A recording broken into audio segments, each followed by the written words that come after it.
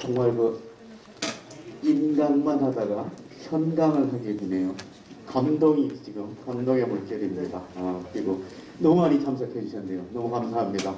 오신 학부모님들 모두 만족하실 수 있도록 현강에서만 할 수 있는 얘기들을 위주로 해서 잘 좀 해드릴 수 있도록 해보겠습니다. 소개하셨었는데 뭐 이런 얘기들이 있는데 사실은 제가 현직 교사 생활을 18년 했고요. 그리고 사교육에 나와서 이제 13년째 하고 있고요.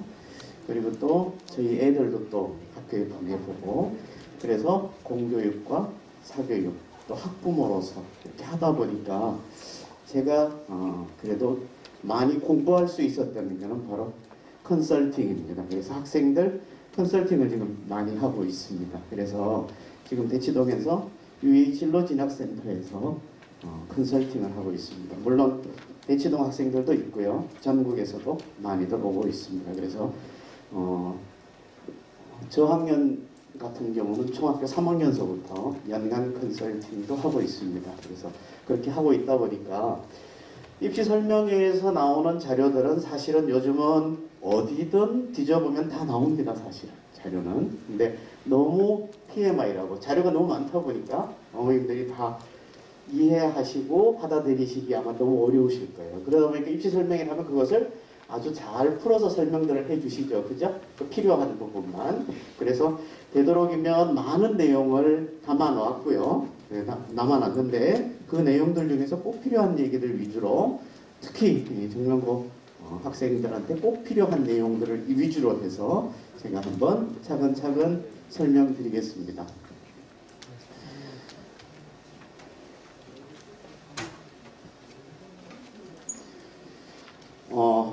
일단은 최근에 입시 이슈들을 좀 한번 보면요. 이런 내용들이 지금 나오고 있습니다. 금년 지금 대학교 1학년을 들어간 학년도를 2022학년도라고 하죠. 2022학년도 입시 결과 및 입시 뉴스를 보면은요. 가장 큰 이슈가 바로 통합 수능입니다. 문이과 통합이 되다 보니까 이건 정시를 얘기하는 겁니다. 수시는 아니고요. 정시 모집에서 생전 처음으로 통합 수능을 했는데 모든 입시 전문가들이 우려한 부분을 뛰어넘은 결과가 나왔습니다.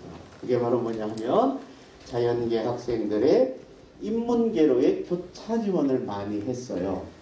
많이 교차 지원을 하다 보니까 기존에 이 정도 등수면 문과에서 이 정도 학교를 갈 수 있었는데 이과에서 문과로 이동을 해오니까 문과 학생들이 굉장히 많이 불리해졌죠. 그죠?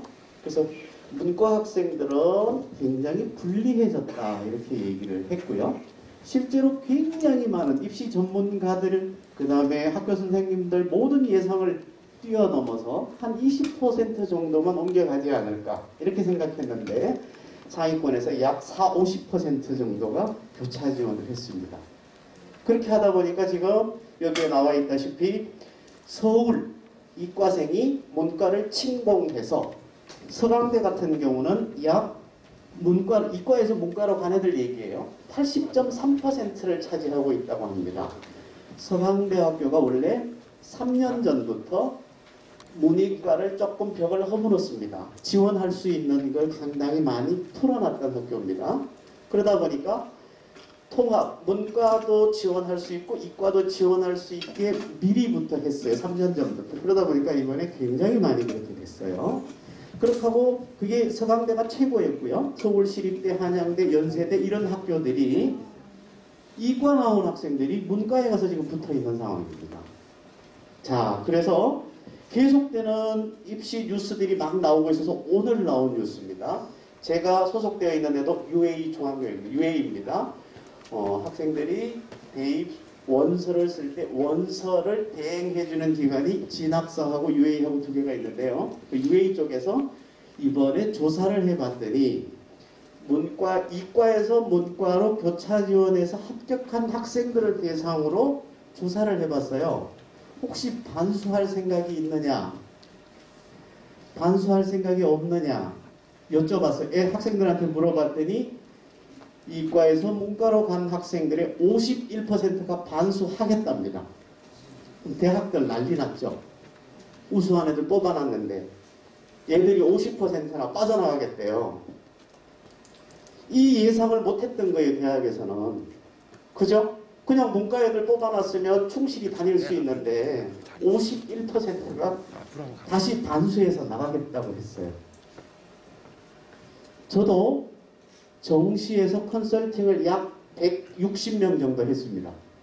절대 막았어요. 이과에서 문과로 교차 지원해서 너의 성향이 맞는다면 모르겠지만 학교 내외를 높이려고 그렇게 가지 말아라. 예를 들어서 네가 문과 성향도 있고 이과 성향도 있다면 그렇다면은 괜찮지만 너 원래 이과로 가려고 했었는데 성적이 좀 더 높다고 그래서 조금 있다 보면 이제 그런 걸 보실 수 있어요.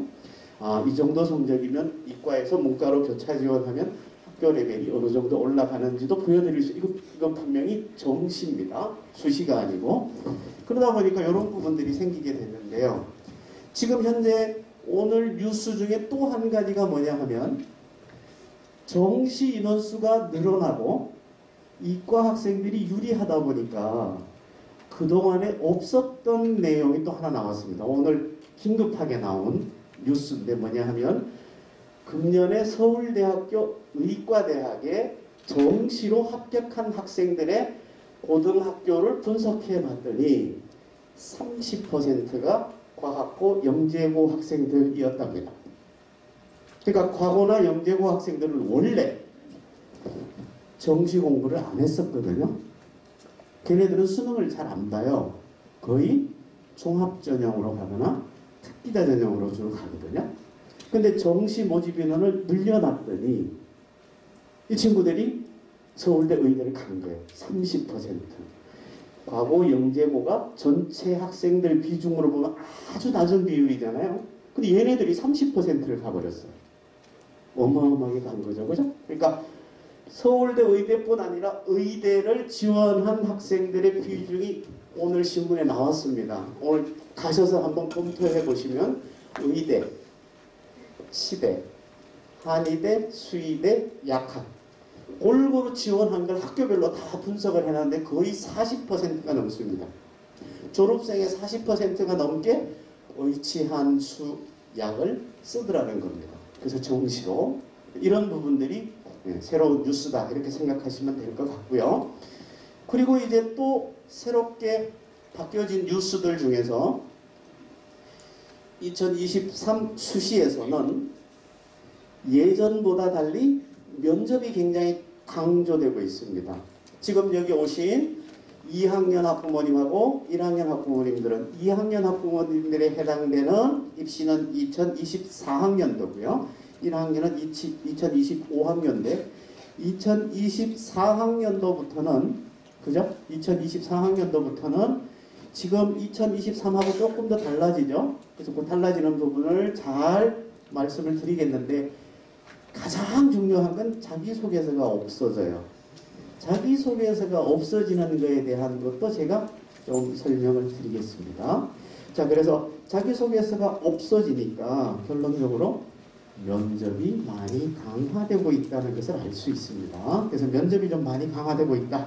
그래서 상위권 15개 대학 중에서 학종 12개 대학에서 약 9,157명이나 뽑고 있다. 그러니까 아직도 수도권에서는 학생부 종합전형으로 뽑는 걸 굉장히 선호합니다. 네. 그리고 또 굉장히 많이 바뀐 것 중에 하나가 바로 서울대 정시 모집에서 내신이 들어간다는 겁니다. 지금 고3까지는 안 들어가는데 고2부터는 서울대 정시 모집에서 내신 성적도 들어갑니다. 그게 이제 아주 많이 바뀌는 점이고요. 교과 이수 가산 금년 들어간 학생들서부터 교과를 이수한 거에 대해서 가산점을 줬었거든요. 이것을 헌법 소원을 냈어요. 이게 합당한 거냐. 특히 이제 어느 친구들이 그럴까요? 평목자사고 이런 친구들이겠죠. 그래서 이런 쪽에서 대법원에다가 냈는데 합헌이다. 상관없다. 저 교과 가산점 주는 거 상관없다 이렇게 판결이 났다고 그래요. 자, 그리고 조금 이따가 표로 보여드릴 텐데 자료에도 나와 있습니다. 탐구 영역이 그다음 선택 과목별로 유불리가 굉장히 컸었거든요. 그 부분에 대한 것도 이거 말이 안 되지 않느냐라고 했는데 여기서도 전혀 상관없다라고 평가원에서 답변이 나왔습니다. 자, 그래서 일단 계속 이런 상태가 유지되고 있을 거다 이렇게 보시면 되겠고요. 자, 그 다음에 지금 처음으로 봤던 통합수능에서 수학, 특히 미분적분과 기하학으로 인해서 유불리가 많이 갈라지니까 지금 당장 3월 학평에서 미분을 선택한 학생 수가 확 늘어났다는 겁니다. 그만큼 더 유리하게 된 이유도 이따가 식을 통해서 제가 간단하게 말씀을 드릴게요. 복잡하지 않게. 자, 그러면 이제 가장 먼저 아셔야 될 부분이 자, 우리 애가 과연 어떤 제도에 맞춰서 써야 되느냐. 4년 예고제입니다.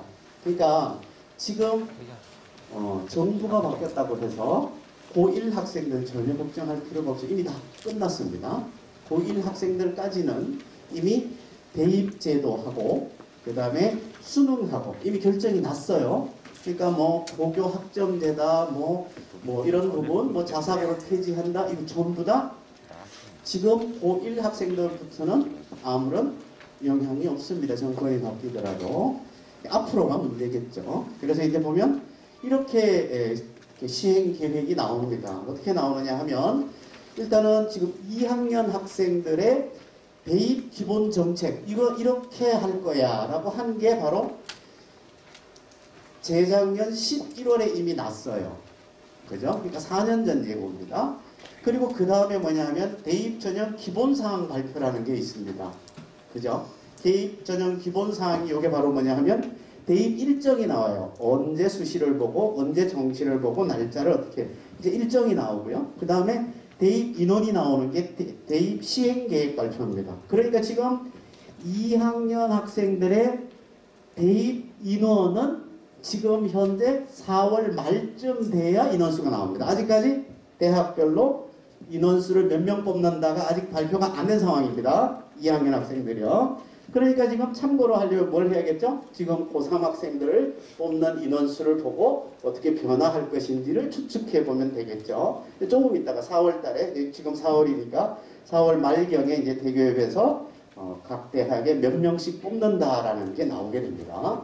자, 그리고 그 다음에 이제 바로 수시 모집 요강이나 정시 모집 요강은 3학년 돼야 나옵니다. 1학년도 마찬가지입니다. 이런 식으로 발표가 돼요. 그래서 지금까지 발표된 내용을 가지고 설명을 드리자면 자, 2024학년도 2학년 학생들의 대입 전형 기본 방향으로 보시면 첫 번째, 전년도하고 똑같이 일괄성을 유지하겠다 이렇게 나와요. 그리고 두 번째, 자기소개서 폐지하겠다 이렇게 나옵니다. 자, 이 자기소개서 폐지라는 게 얼마나 영향을 줄까 하는 얘기를 좀 한번 말씀을 드려보면요. 자기소개서라는 것 자체가 이게 공통양식입니다. 한번 보실게요.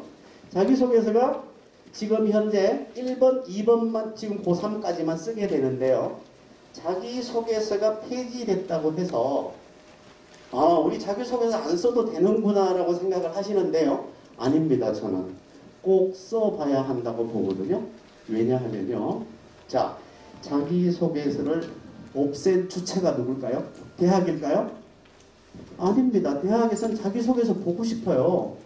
근데 국가에서 못하게 한 거잖아요. 그죠? 그죠? 그러면 자기소개서라는 게 학생들을 통해서 뭔가를 좀 평가를 하고 싶어서 자기소개서를 받는 거잖아요. 그죠? 그래서 최소한 지금 2학년, 1학년 학부모님들하고 학생들은 자기소개서가 어떤 내용으로 썼었는지는 알아야 돼요. 이게 뭐가 될까요? 면접에서 구두로 물어볼 수가 있죠. 그죠?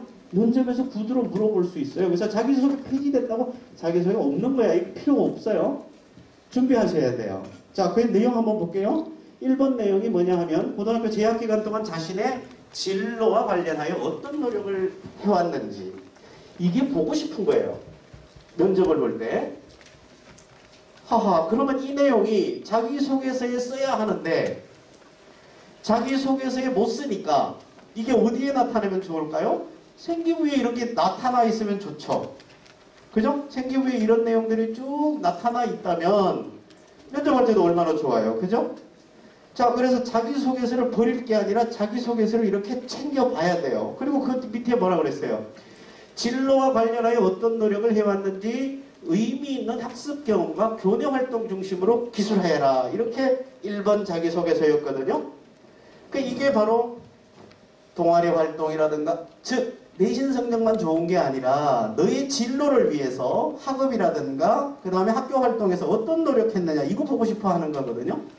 그래서 이게 사실은 자기소개서가 없앤 주체가 대학이 아니라는 거예요. 그래서 아까 얘기했죠. 면접이 강화됐다고요? 면접에서 물어볼 수 있죠. 야, 네가 지금 우리 과를 왔는데 우리 과를 오기 위해서 넌 대체 어떤 노력을 했니? 학업이면 학업면에서, 교내 활동이면 활동면에서 한번 얘기해 볼래?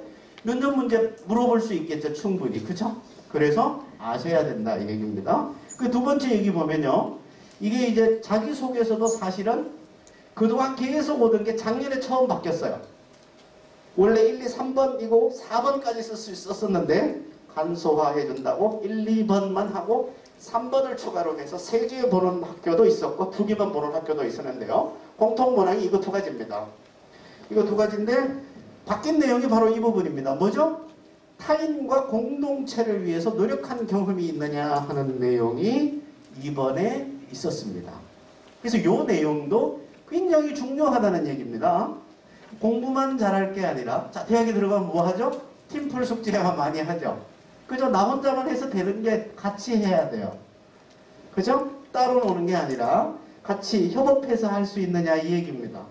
그래서 이런 부분들이 동아리 활동을 하든 세무능력특기생학교 교과에서 숙제를 하든 간에 팀끼리 뭘 할 때 내가 좀 리더십을 가지고 좀 열심히 좀 잘해줬을 때 더 빛난다 이렇게 볼 수 있겠죠. 그죠? 그래서 자기소개서가 폐지됐다고 해서 자기소개서를 폐지한 주체는 대학이 아니다. 그러니까 대학에서는 얼마든지 구술 면접에서 물어볼 수 있는 내용이고 생기부 내에서 충분히 확인할 수 있는 내용이다. 이렇게 보실 수 있습니다.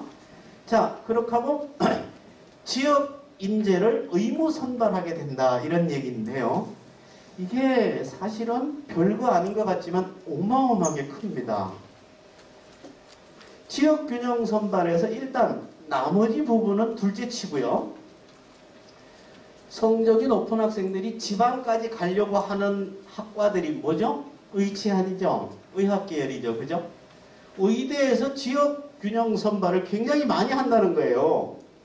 그러니까 그동안 의대를 갔던 정시 모집, 그죠? 수시 모집에서도 지역균형 선발을 지역 배분을 많이 해줘버린다는 얘기예요. 그러니까 지금보다는 가기가 더 어려워질 수 있다. 지역균형 선발이 지역인재 의무 전형이라는 게 바로 그런 부분이 있다는 겁니다. 자, 그렇게 하고 그 다음에 이제 2023학년도 시행계획 아까 나왔죠? 모집 인원까지 나온다는 거죠. 그래서 이제 자, 그래서 2022-24에서 학생부 대학 제출 과정이 어떻게 바뀌었는지 제가 드린 자료들 그냥 보시면서 하지 말고 여기 집중하시면 집에 가면 다 있습니다. 순서가 좀 바뀌었을 거예요. 조금 더 편리하게 보시라고 설명하기 좋게 다시 편집을 해서 죄송합니다. 자, 그래서 이쪽 내용 보시면 지금 여기까지가 고3 학생들이 반영하던 부분인데 여기 고2 고1 학생들이 반영하는 부분들입니다. 바뀐 내용들이에요. 그래서 보기 쉽게 이거 다 거기 자료에 있습니다. 그냥 집중해서 들으시기만 하면 됩니다. 보면 빨갛게 색칠되어져 있는 자율활동, 동아리활동, 교과 학습 발달 상황, 행동 특성 및 종합 의견만 반영한다 이렇게 생각하시면 돼요. 자, 그래서 뭐가 없어졌죠? 수상. 수상은 안 봅니다. 생기부에는 적히지만 대학에 반영을 안 합니다.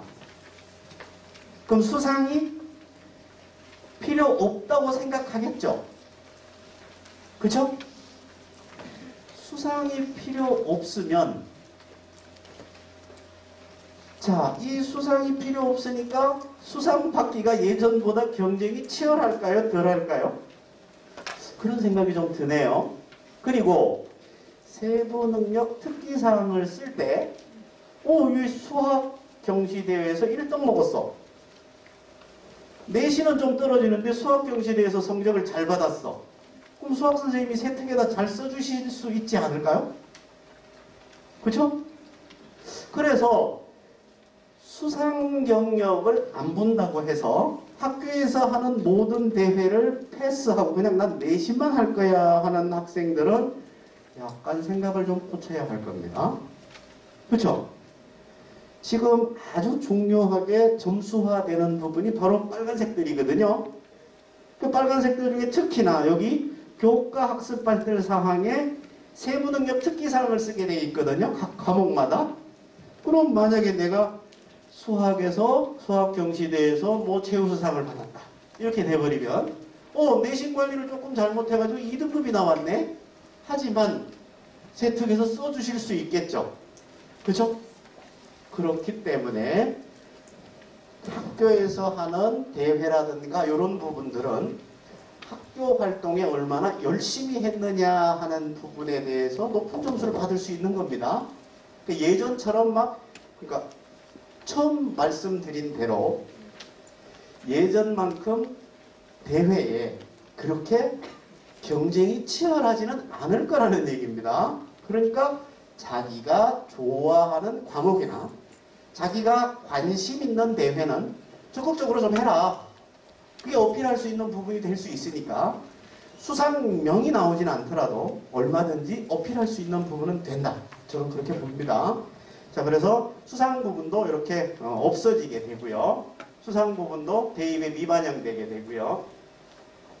자율활동 부분이라는 부분도 제가 연간 컨설팅 하는 애들이 약 한 300에서 한 400명 정도 됩니다.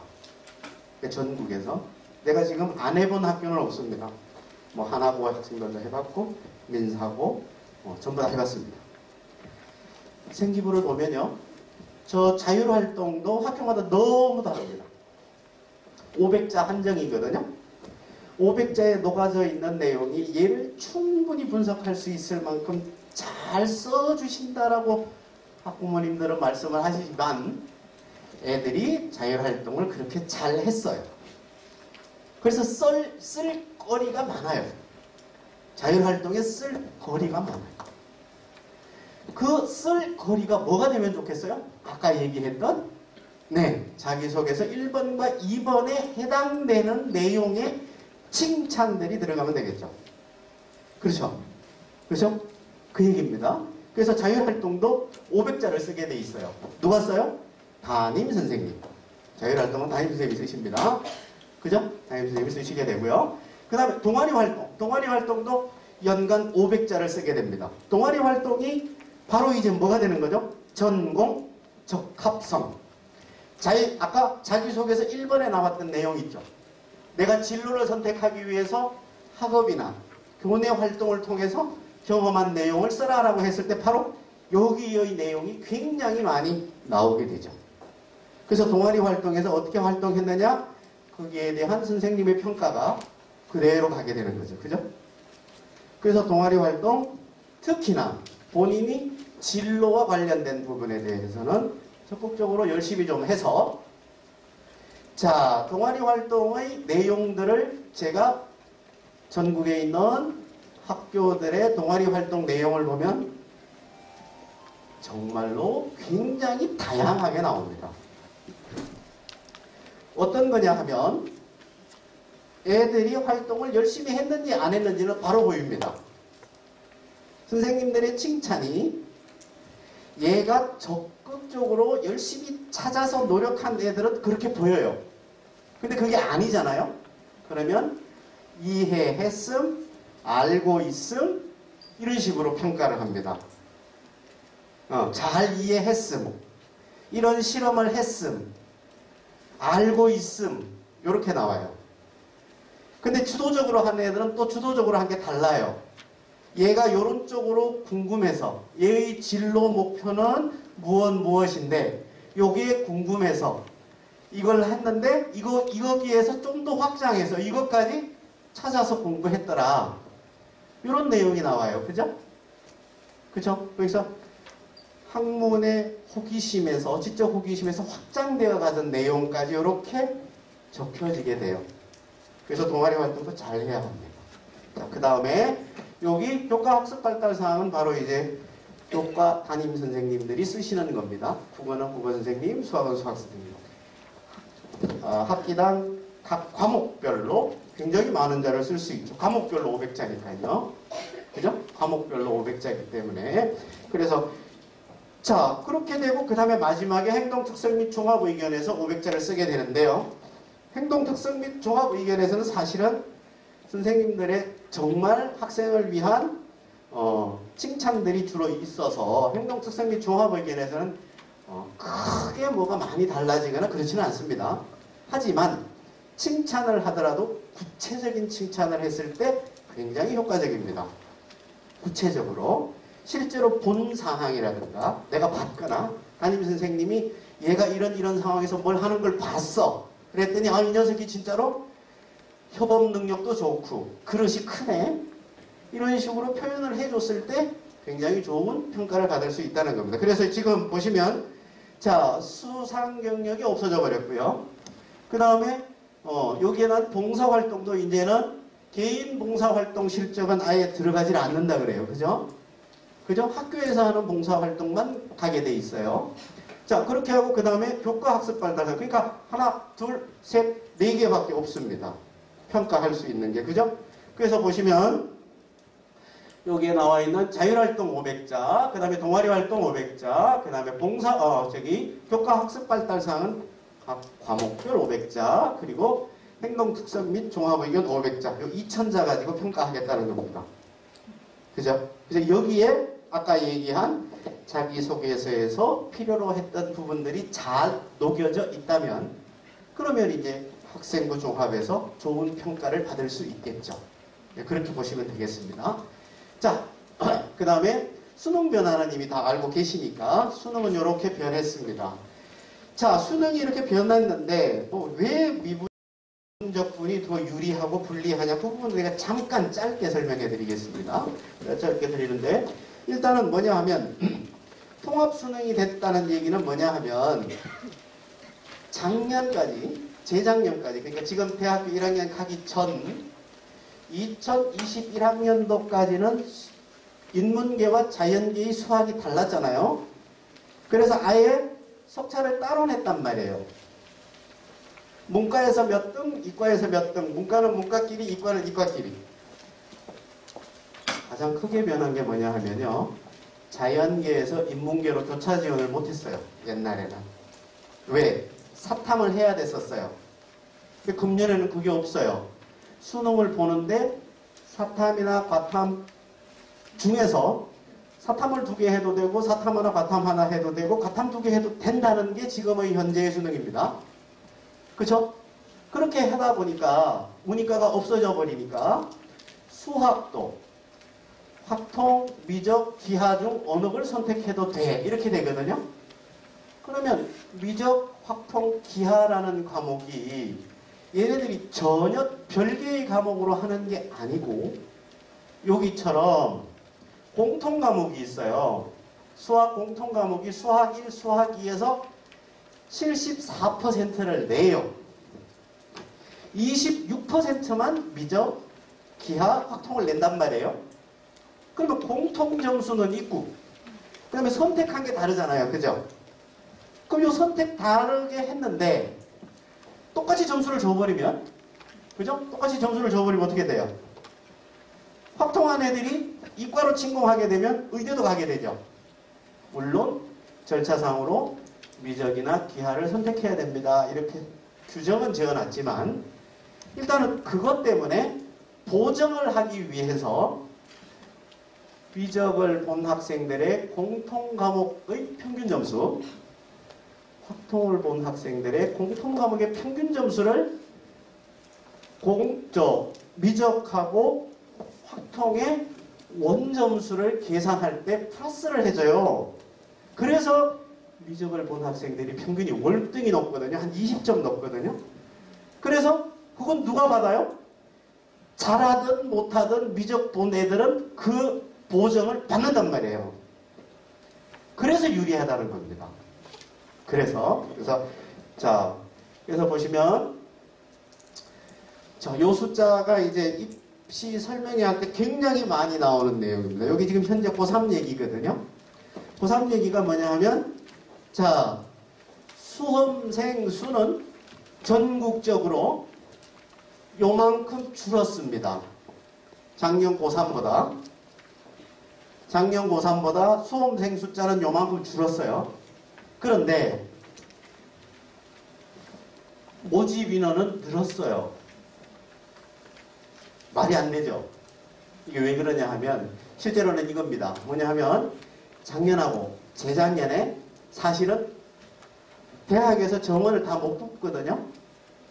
못 뽑게 돼요. 마지막에 이동하는 애들 때문에 펑크가 나요. 펑크가 나는데 자존심 때문에 추가 모집을 안 합니다. 추가 모집을 하는 학교의 순서가 어느 정도냐 하면, 그러니까 수도권의 가장 낮은 학교들부터 그 밑으로는 정원을 채워야 되기 때문에 뽑았지만, 추가 모집을 했지만 그 위에 대학들은 추가 모집 안 했어요. 마지막에 이동한 애들 때문에. 그래서 못 뽑은 2년치를 금년에 뽑아요. 그게 2,571명을 더 뽑게 되는 겁니다. 여기 학종으로 뽑아요. 학종으로. 그래서 학종 인원이 늘어났어요. 작년보다 금년 고3 애들이. 정시는 줄었어요. 근데 학종이 늘어났어요. 왜? 학종으로 뽑아서 나중에 이동하는 애들 때문에 이렇게 됐어요. 그래서 입시 설명회 가면 2023학년도 고3 애들은 대학 가기 쉬워졌어. 단지 수치상으로 얘기를 하는데 조금 아까 말씀드렸죠. 왜요? 이렇게 변화가 되면 우리나라 학생들이나 학부모님들이 얼마나 준비성이 강합니까? 그죠? 이런 걸 보고 그냥 안 있겠죠. 아까 보셨죠? 과거나 영재고 애들이 정시로 돌아서 가지고 서울대 의대를 집중적으로 먹어가는 거. 최상위 애들이 유불리 부분을 가지고 굉장히 노력한다는 얘기예요. 그렇게 되기 때문에 큰 영향은 없을 거라고 보입니다. 수치상으로는 뭐 굉장히 우수할 것 같지만 그렇지는 않겠다. 이렇게 이제 보여지는데요. 그래서 요게 이제 이해를 돕기 위해서 거기 자료를 올려놨는데 이게 다 있어요. 왜 2021학년들을 기준으로 두느냐 하면 지금 금년에 대학 들어가는데 2021학년도하고 금년에 대학교 1학년 들어간 애들에서 엄청난 변화가 왔어요. 어떤 변화가 왔느냐 하면 이게 2021학년도 지금 대학 2학년 애들이고요. 이렇게 대학 1학년 애들인데 노란색 보이시죠? 안 뽑던 전형을 뽑았어요. 지금 새로 들어간 대학 1학년들 뭘 늘렸어요? 학생부 교과 전형. 그전에는 학생부 교과 전형이 없었습니다. 이렇게. 그죠? 그러면 내신 관리를 잘하면 지금 대학 2학년들보다는 훨씬 더 대학 가기가 좋아진 게 사실입니다. 학생부 교과 성적은 내신을 많이 보니까요. 그죠? 그래서 내신 관리를 그만큼 더 잘할 필요가 있다는 얘기입니다. 그 얘기를 해드리려고 이렇게 놨는데, 그래서 어떻게 변화가 됐는지 한번 보시면 대학 2학년에서 대학 1학년으로 넘어올 때 정시만 여기 지금 요 대학만 따진 거예요. 수도권 15개 대학만 따졌을 때 4,562명이 정시 인원이 늘어났어요.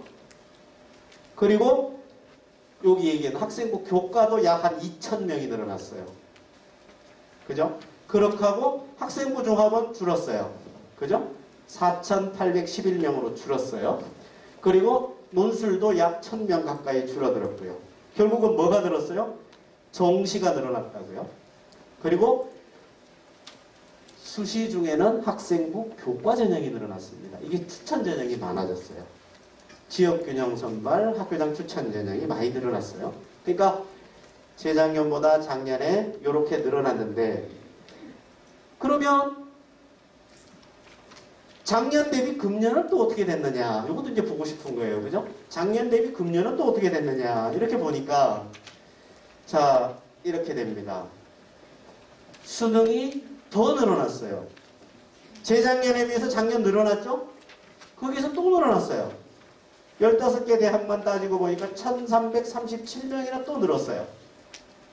그렇게 하고 그 다음에 학생부 교과 전형도 증가를 했어요. 281명. 그죠? 그러니까 교과, 즉 내신 관리를 잘하면 일단은 점점 대학 가기가 더 좋은 게 사실입니다. 맞죠? 더 좋은 게 사실입니다. 그리고 학생부 종합은 한 783명 정도 감소를 했습니다. 자, 전국적으로 봤을 때 학생부 종합 전형을 뽑는 비중이 가장 높은 쪽은 수도권 상위권 대학입니다. 왜냐하면 잘하는 애들이 조금 이따 이제 보여드릴 텐데요. 잘하는 애들이 만족을 못하고 반수나 재수할 가능성이 높아지거든요. 어느 전형으로 온 애들이 가장 만족도가 높을까요? 학생부 종합 전형으로 들어온 애들은 과를 알고, 그죠? 자기가 원하는, 지원하는 과를 왔잖아요. 그죠? 정시는 점수에서 맞춰서 오는 애들이 많습니다. 정시로 온 애들은. 그러다 보니까 만족도가 높아요. 학생부 종합 전형. 그러다 보니까 수도권 주요 대학은, 그리고 교과 전형을 해버리면 뽑고 싶은 애를 못 뽑잖아요. 학교 급별로 너무도 다르니까. 그래서 학생부 종합 전형은, 자, 이제 이 현강이니까 말씀을 드릴게요. 내가 얘가 더 똑똑해, 그럼 뽑으면 됩니다. 근거를 대라고 해도 그런 거에 대해서 전혀 대학에서는 저거 할 게 없어요. 학생부 종합 전형이 그런 겁니다. 그죠? 그래서 학부모님들이 항상 얘기하시는 게 그래요. 쟤는 분명히 나보다 내신도 안 좋고 수상도 덜 받고 근데 쟤는 붙고 난 떨어졌어. 이렇게 얘기들이 나오죠. 왜요? 학생부 종합 전형이니까. 학생부 종합 전형이니까. 자, 이렇게 바뀌었습니다. 자, 그래서 수험생 감소는 득일까 실일까 뭐 이렇게 얘기하는데요. 인원수가 이렇게 변하고 있어요. 지금 변하고 있는데 보세요. 지금 여기를 이제 기준으로 잡는 게 이게 바로 뭐냐면 밀레니엄 2000년대 학생들입니다. 얘를 100으로 잡았을 때 자, 수도권 대학의 상위 대학 7개 대학교 7개 대학교 들어가려면 약 7개 대학의 모집 정원이 약 25,000명 정도 됩니다. 25,000명이요. 상위, 서, 연, 고, 서, 성, 한까지 이화여대까지 이렇게 7개 대학의 모집 정원을 합치면 약 25,547명, 549명이거든요. 그럼 저 중수 안에 들어가면 되잖아요. 그죠? 그러니까 얘네들 때는 상위 누적 4%가 돼야 됐어요. 그죠? 근데 지금 인원수가 이렇게 줄어드니까 지금 2학년 같은 경우는 몇 퍼센트가 되면 돼요? 상위 누적 4%, 6%가 돼도 된다는 겁니다. 모집 정원이 안 줄었으니까. 그죠? 25,000등 안에 들려면 6%가 돼도 된다고요. 옛날에는 100명 중에 4등이 들어가야 7개 대학에 갈 수 있었는데 지금 6등이 넘어도 들어갈 수 있다고요. 수치상으로. 그죠? 그 얘기입니다. 가기가 더 쉬워진 게 맞아요. 왜? 수험생 수는 작아졌지만 뽑는 인원이 계속 안 줄고 있어요. 상위권 대학들은. 그죠? 상위권 대학들은 안 줄고 있어요. 구조조정 때문에 자꾸 비인기 학과들, 그죠? 그 다음에 지방대들, 이런 쪽은 자꾸 인원이 감소가 되지만 자꾸 수도권으로 몰리기 때문에 상위권 대학들은 정원이 안 줄어요. 이런 상황입니다. 아시겠죠? 그래서 사실은 가기 쉬워요. 예전에 비해서. 얘네들 때보다 쉽잖아요. 그죠? 얘네는 4% 안에 들어가 주요대를 갈 수 있고요. 인서울 하려면 100명 중에 11등 안에 들어가야 인서울이 가능했거든요. 근데 우리 지금 2학년 학생들 경우에는 16.75%가 돼도 갈 수 있습니다. 그죠? 그러니까 11등까지 가던 게 16등까지 갈 수 있다는 거예요. 지금 고2 학생들은. 고1 학생들 같은 경우는 지금 16.17% 정도까지. 그래서 인원수가 줄었지만 모집 정원은 줄지 않았다는 겁니다. 그렇기 때문에 아직까지는 여유가 좀 있다. 이렇게 보시면 돼요. 자, 그래서 2023년도 모집 정원 증가가 2,571명이 늘어났다라고 했고요. 전년도 대비 자 2022에서 2023으로 넘어갈 때 전국의 학생들을 가지고 모집 인원을 비교해 보면 정시 인원은 소폭 줄었습니다. 그만큼 2.3%포인트 감소했어요. 그리고 그렇지만 수도권은 증가했어요. 그러니까 전국하고 수도권하고 다르니까요. 그래서 이렇게 된다. 그렇게 되고요. 수도권 대학은 학종 비율이 크다. 수도권 대학은 학종 비율이 크다. 학생부 교과 전형이 이만큼 많이 늘었다. 그러니까 당연히 내신 관리를 잘 해야 되겠다. 예전보다는 선배들보다는 같은 내신이어도 갈 수 있는 학교들이 더 많아졌다. 이렇게 보시면 됩니다. 그래서 내신 관리가 정말 필요해요. 자, 1학년 학생들은 1학년 학부모님들은 아직까지 실감을 못 하시지만 이제 조금 있으면 그런 고민이 나옵니다. 애들이 먼저 그런 얘기를 하죠. 2학년 학부모님들은 이미 경험을 하셨죠. 나 정시파야. 이렇게 딱 1학기 딱 1학년 1학기 마치고 나서 성적표 딱 나오고 나면 그렇게 얘기하는 친구들이 많죠. 나는 정시파야. 이렇게 얘기하는 수가 많죠. 아직 1학년 학부모님들은 아직 그걸 실감을 못 하실 겁니다. 일단은 자 그래서 일단은 교과 전형이 이만큼 늘어나기 때문에 예년과 비교해서 이 정도면 그냥 바로 정시 올인 그건 아니라는 거예요. 자 그리고 노술 전형은 계속 줄어들고 있고요. 최저 학력 기준이라는 게 없던 게 자꾸 생깁니다. 대학들이. 그러니까 교과 전형에서도 수능은 이 점수 이상은 나와야 돼. 이게 자꾸 라인을 자꾸 잡는 거예요.